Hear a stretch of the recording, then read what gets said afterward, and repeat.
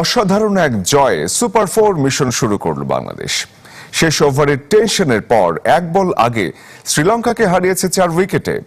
দলগত নৈপুণ্যের ম্যাচে সাইফ হাসান আর তাওহিদ হৃদয় ব্যাট হাতে ঝড় তোলেন লঙ্কান বোলারদের বিরুদ্ধে। একের পর এক ক্যাচ মিসের পরও বল হাতে মুস্তাফিজুর রহমান ছিলেন সফল।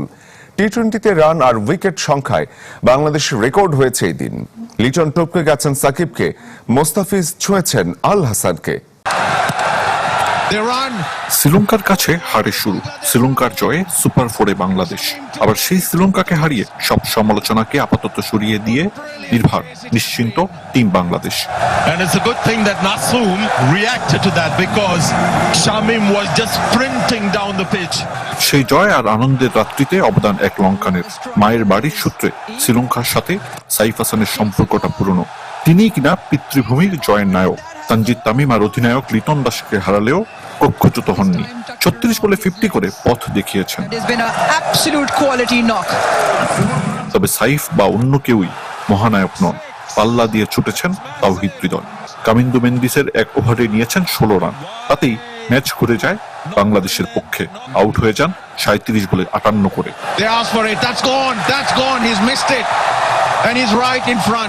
ব্যক্তিগত অর্জনের ম্যাচে লিটন দাস না পারলেও হয়েছেন বাংলাদেশের সেরা। টপকে গেছেন সাকিব আল হাসানকে। টি-20তে দেশের হয়ে সবচেয়ে বেশি রান এখন বাংলাদেশ অধিনায়কের। আর উইকেট সংখ্যায় সাকিবকে ছুঁয়েছেন মুস্তাফিজুর রহমান। 20 রানে 3 উইকেট কাটার মাস্টারে। টপকে যেতে পারতেন এদিনই, যদি না একের পর এক ক্যাচ মিস না করতেন ফিল্ডাররা। তাওহিদ হৃদয় ও শামীম পাটোয়ারিরা মিলেমিশে করেছেন 3 ক্যাচ মিস। তাতেই দাসুন সানাকার ধামাকা। 14 ওভারে 98 রান করা শ্রীলঙ্কা পরে 36 বলে তুলেছে 70 রান। 176 স্ট্রাইক রেটে হাফ সেঞ্চুরি এই অলরাউন্ডারের। অধিনায়ক চারিত আসালঙ্কাকে সাথে নিয়ে 57 রানের পার্টনারশিপ। কিন্তু গ্রুপ পর্বের সাথে সুপার 4-এর ফারাক অনেক। সেই বাংলাদেশ আর এই বাংলাদেশেও তফাৎ বিশাল। দুদিন বিরতির পর টানা 2 ম্যাচ। ভারত পাকিস্তানকে মোকাবেলার আগে বিশ্রাম ও সাহস দুটোই সঙ্গী হবে বাংলাদেশের। দর্শক, কিছুক্ষণ আগে বাংলাদেশ পেয়েছে জয়, আর এই মুহূর্তে দুবাইয়ে রয়েছেন আমাদের সহকর্মী আরিফুল ইসলাম, সরাসরি যুক্ত হয়েছেন আমাদের সাথে। দুবাই, এটা আসলে কিছুক্ষণের জন্য হলে আপনারা ভুলে যাবেন এরকমের উৎসব হয়েছে এখানে। বাংলাদেশিরা এখানে রয়েছেন এবং তাদের যে উদযাপন, শ্রীলঙ্কার বিপক্ষে বাংলাদেশের দারুণ একটা জয়, অবশ্যই কি বলে অবিস্মরণীয় এই জয়টা।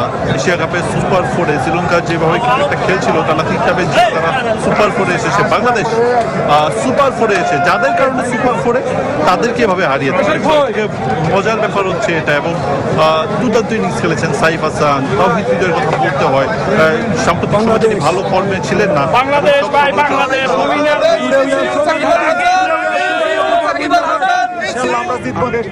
এবং তারা প্রত্যাশা করছে যে তারা জিতবে। আসলে আমরা ইন্ডিয়াকে হারিয়ে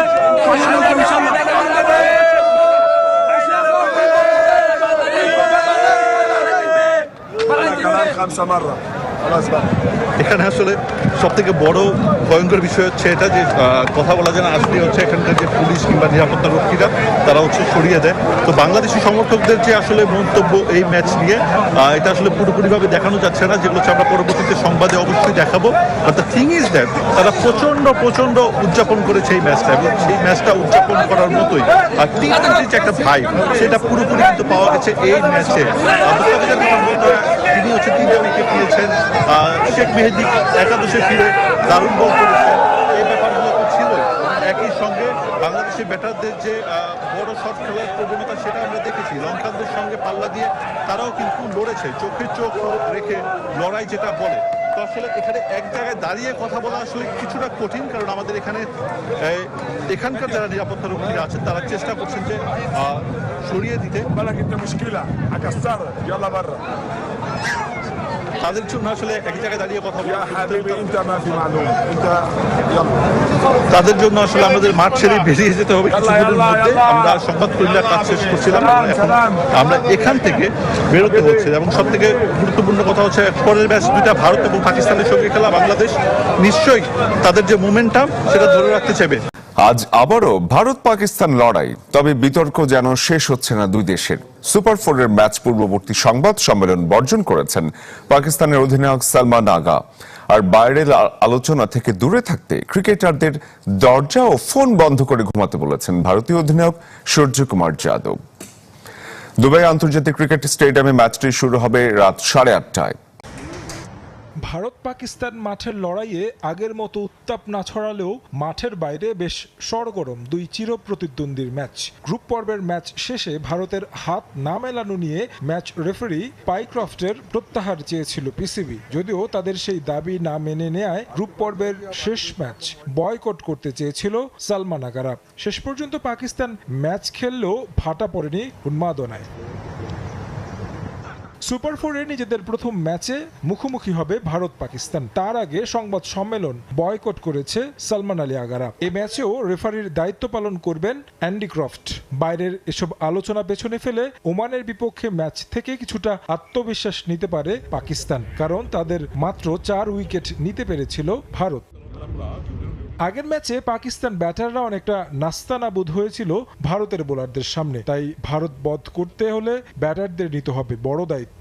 একাদশে খুব একটা পরিবর্তনের সম্ভাবনা নেই। ফারহান আর সাইম আইয়ুবকে দেখা যাবে ওপেনিংয়ে। তাছাড়া ফখর জামান, সালমান আলী আগা, হাসান নওয়াজরা থাকবেন ব্যাটিংয়ের মূল দায়িত্বে। শাহিন শাহ আফ্রিদি আর হারিস রৌফকে নিয়ে মাঠে নামতে পারে পাকিস্তান। ফাইনালে যাওয়ার পথে এই ম্যাচে জয় বড় আত্মবিশ্বাস দিবে পাকিস্তানকে। অন্যদিকে ফুরফুরে মেজাজে টিম ইন্ডিয়া অপরাজিত থেকে এসেছে সুপার ফোরে। চিরপ্রতিদ্বন্দ্বীদের বিপক্ষে ম্যাচ হলেও নির্ভর থাকতে পারে ভারত, কারণ তাদের একেবারে পাত্তা দেয়নি প্রথম ম্যাচে। 24 ঘন্টার ব্যবধানে ম্যাচ খেলতে নামতে হচ্ছে ভারতকে। ওমানের বিপক্ষে ম্যাচ থেকে বেশ কিছু পরিবর্তন আসবে এই ম্যাচে, এটা নিশ্চিত। একাদশে ফিরবেন বুমরা ও বরুণ চক্রবর্তী। অভিষেক শর্মা আছেন দারুণ ছন্দে। শুভমান গিলের জন্য চ্যালেঞ্জ রানে ফেরার। আগের ম্যাচে রান পেয়েছেন সঞ্জু স্যামসন, তাই দলকে নির্ভর থাকার কথা বললেন অধিনায়ক সূর্যকুমার যাদব। আমাদের প্রস্তুতি ভালো হয়েছে, 3টি ম্যাচ জিতেছি আর পাকিস্তানের বিপক্ষে আমরা ম্যাচ খেলেছি।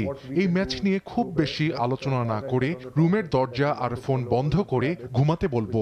যত আলোচনা করবেন তত চাপ অনুভূত হবে। আমরা দারুণ একটা মোমেন্টামে আছি। এক ম্যাচ করে পরিকল্পনা করে এগিয়ে ফাইনালে যেতে চাই।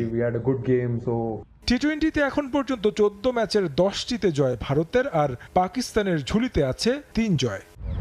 বাংলাদেশ শ্রীলঙ্কাকে হারিয়েছে, সমর্থকদের উচ্ছ্বাস, বাংলাদেশের একটা জয় কত বড় তাদের কাছে আমরা দেখলাম সেটাই, যে বাংলাদেশ খুঁড়িয়ে খুঁড়িয়ে আমরা বলতে পারি যে সুপার ফোরে এসেছিল। এই শ্রীলঙ্কার কিছুটা হলেও কিন্তু সাহায্য পেয়েছিল বাংলাদেশ, তারা আফগানিস্তানকে হারিয়েছিল বলেই বাংলাদেশ সুপার ফোরে খেলছে, এবং সেই একটা জয়ের পর উচ্ছ্বাস শুরু করেছেন সমর্থক। আমরা সেটাই দেখছিলাম। সবার কিন্তু প্রত্যাশা এটাই যে এখান থেকে আরও একটা বা দুটো ম্যাচে জয় তুলে নিয়ে বাংলাদেশ ফাইনাল খেলে, এবং এখন পর্যন্ত এর আগে বাংলাদেশ 3বার এশিয়া কাপের ফাইনাল খেলেছে, কখনোই শিরোপা জিততে পারেনি। সেই অধরা শিরোপাটা এবার লিটন দাসটা দেশে ফিরে আনুক, এটাই কিন্তু আসলে সবার প্রত্যাশা।